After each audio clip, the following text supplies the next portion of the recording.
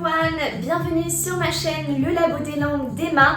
Aujourd'hui je vous retrouve pour une nouvelle vidéo après vous avoir tourné la vidéo sur le vocabulaire en anglais dans un aéroport.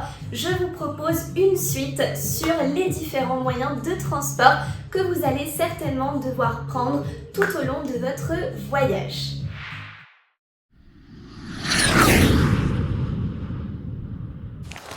Pour commencer, donc, quels sont les verbes que vous allez pouvoir utiliser en lien avec les transports? La première expression, c'est to go by, qui signifie littéralement aller en. Exemple, to go by car, aller en voiture. To go by boat, aller en bateau. Un autre verbe qui est vraiment très fréquent en anglais que vous allez pouvoir utiliser avec la plupart des moyens de transport, c'est le verbe to take. To take the car, prendre la voiture. To take the plane, prendre l'avion. To take the train, prendre le train.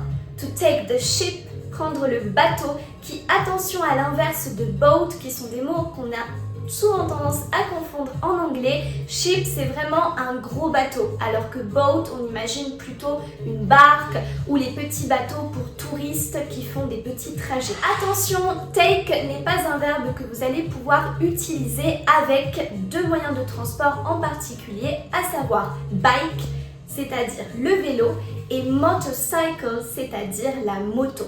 Pour ces deux moyens de transport et d'autres, par exemple horse, le cheval, vous allez devoir utiliser plutôt le verbe to ride, qui est un verbe irrégulier en anglais, R-I-D-E, qui se traduirait en français par littéralement faire. Par exemple, to ride a bike, faire du vélo. To ride a motorcycle, faire de la moto. Maintenant, donc, pour certains modes de transport en particulier, vous allez être amené notamment à retrouver certains mots spécifiques. Par exemple, pour le train, vous allez avoir le mot plateforme, le quai, où vous allez devoir attendre votre train, ou le métro aussi. Vous allez avoir a round trip ticket, c'est-à-dire un billet aller-retour. Et si vous voulez demander simplement un billet pour un aller simple, vous allez dire soit a single ticket, soit a one-way ticket. Pour l'avion, vous avez aussi d'autres mots de vocabulaire que je pourrais ajouter, d'autres actions comme le verbe to fly, qui est un verbe irrégulier en anglais, c'est le verbe voler.